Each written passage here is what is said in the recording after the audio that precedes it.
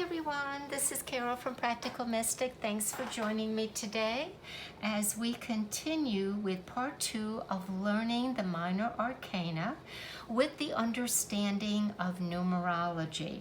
So in this video, I'm going to discuss the twos in each of the 4 suits. But first, I would like to set the groundwork for what the number 2 stands for and its meaning. So as you may recall from the first video, the number 2 is an even number, and all even numbers are related to the feminine. Now there was some exceptions, so please listen to video number 1 to get all the details, but definitely number 2 is a feminine, receptive, reflective, considered negative, not having anything to do with good or bad. It is a polarity, it is a force. So that's what we're going to focus on today, understanding the duality of the number 2 and what it entails when it comes to the 4 suits. Now, astrologically, it relates to the moon, which is also feminine, which is also reflective, and the number 2 relates to the element water, and certainly that is reflective as well as receptive, because whatever we put in water, it takes on that property.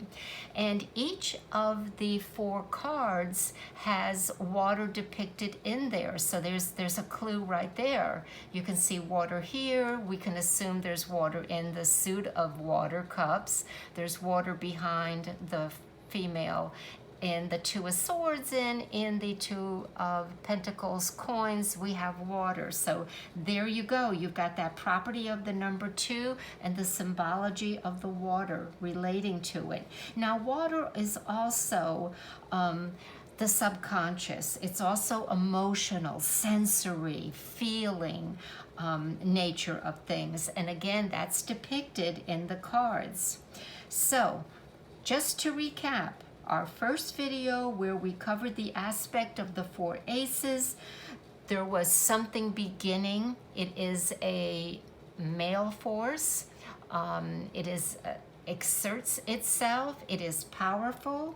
And now we have something that is being received, something different being accepted. It's at the 2 level. We have inward force as it becomes claimed or solidified and also changed in a way.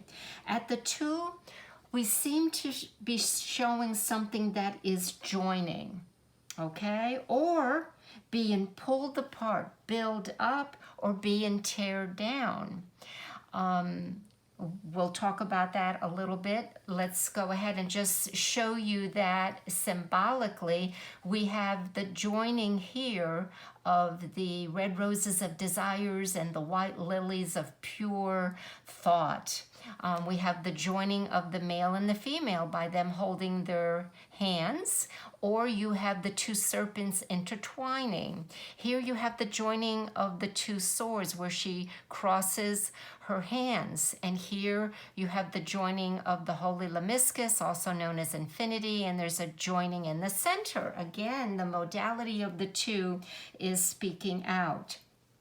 Also in the 2, we now have pairs of opposites, but there is always an opposite force. Remember, where every action there is just as strong an opposing action, and that is certainly true of the number 2. So with all that in mind, whoops, sorry about that, let's go ahead and talk about each of the suits particularly. So let's start out with the 2 of Wands, all right? And let's go ahead and recap a little more by talking about the departments of the suits, as I said in video 1. The wands have to do with force, spirit, and also the self-identity. It has to do with enterprise and how we identify with what we do. Cups have to do with the emotional life, feeling, love, compassion. And swords have to do with reasoning, thought, the intellect, our minds. And lastly, we have the physical body.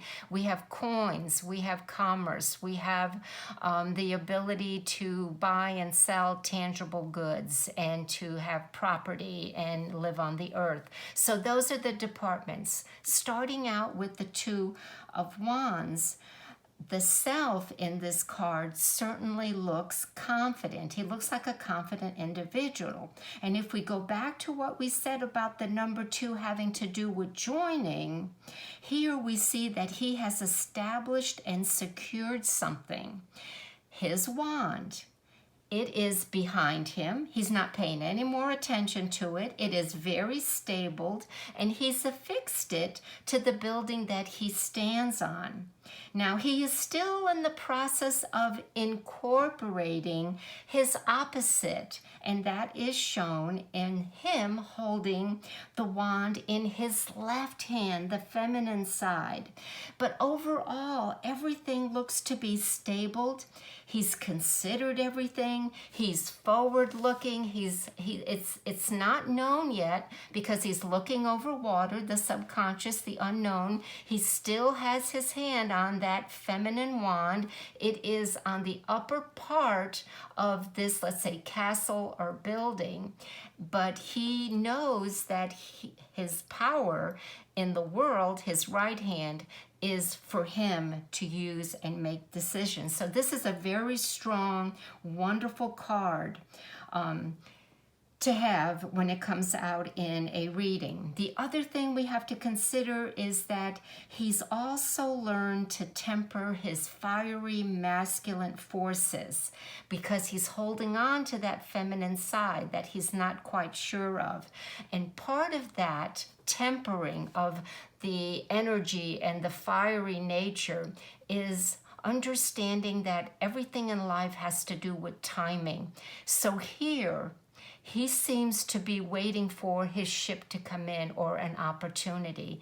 Timing is very important in this card, I believe. That's the way I look at it, the mastering of when to act and when to react. Okay, let's go on to the Two of Cups.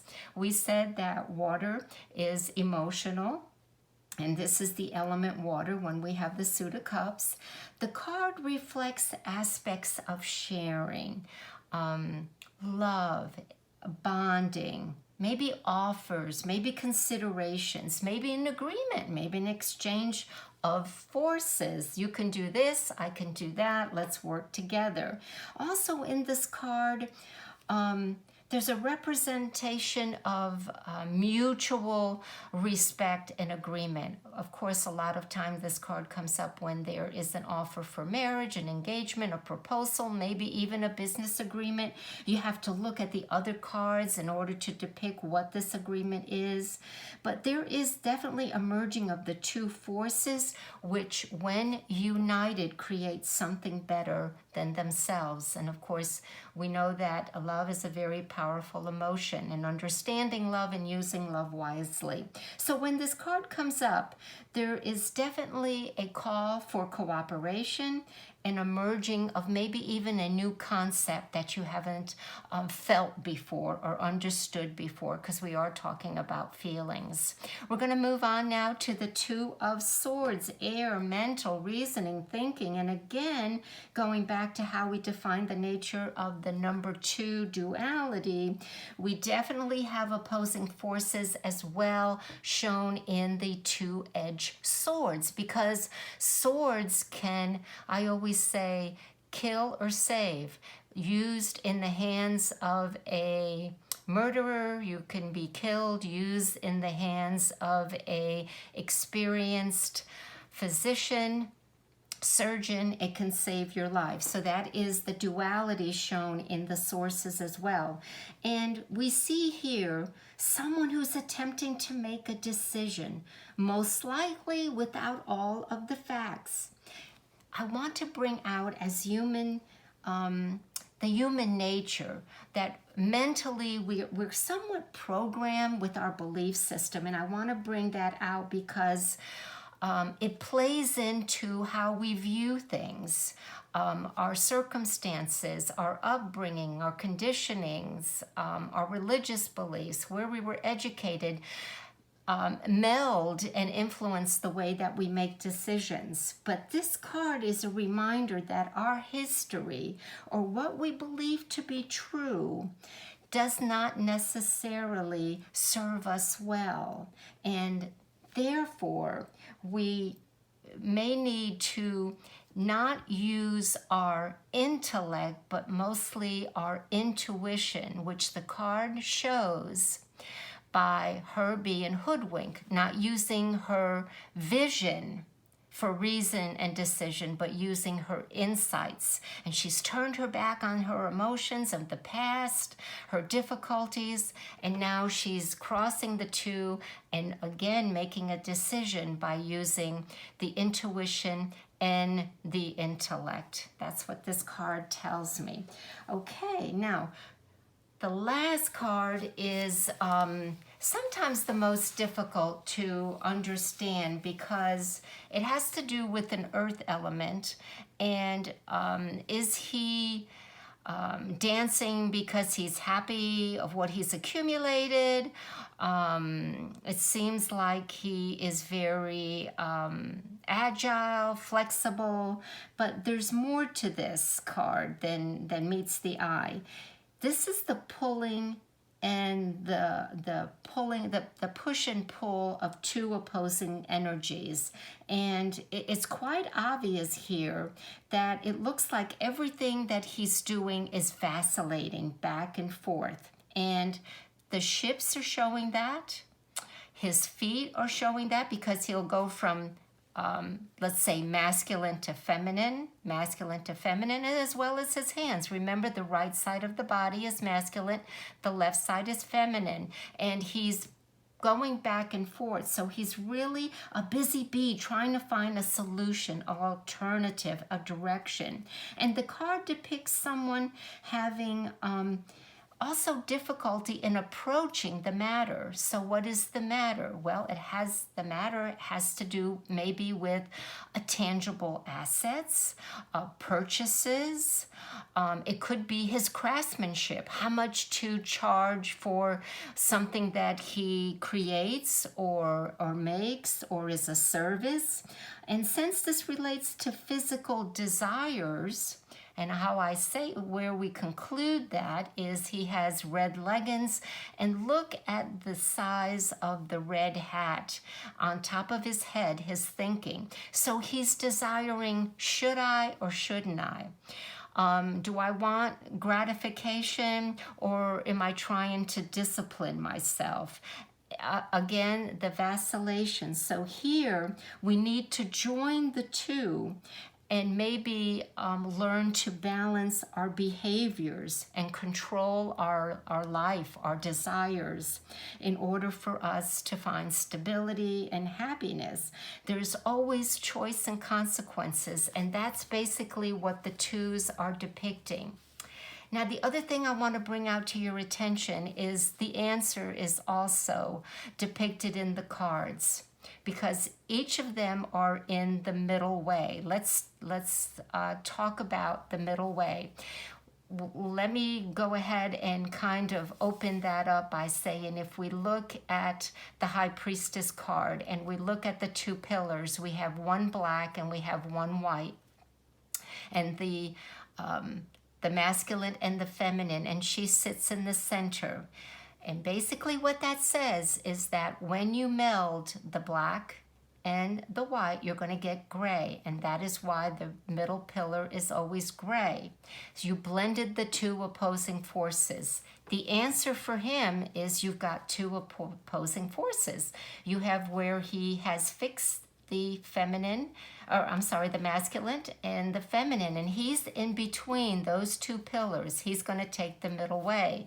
Here, the middle way, of course, is the serpent, or the winged angel. The serpent's going up to the lion, the winged angel. That's the middle way, the union. She is also between the two rocks, where her boundaries or her obstacles and her challenges have been won in the past, and now she sits on the cube, four-sided cube, which is very stable. The middle way, she's in between the two obstacles, and the same is true for the Two of Pentacles. He is in between the two ships, the middle way, the center. So I'm hoping that that helps you understand and interpret the cards. I would really like to end by saying how they really are interpreted also is reflected on the cards surrounding it, as well as the position of the spread. If you have any questions, I'd love for you to contact me. So please like and subscribe if you like my videos. Thanks everyone for joining me today. Have a great weekend, and we'll be back soon with more. Bye for now.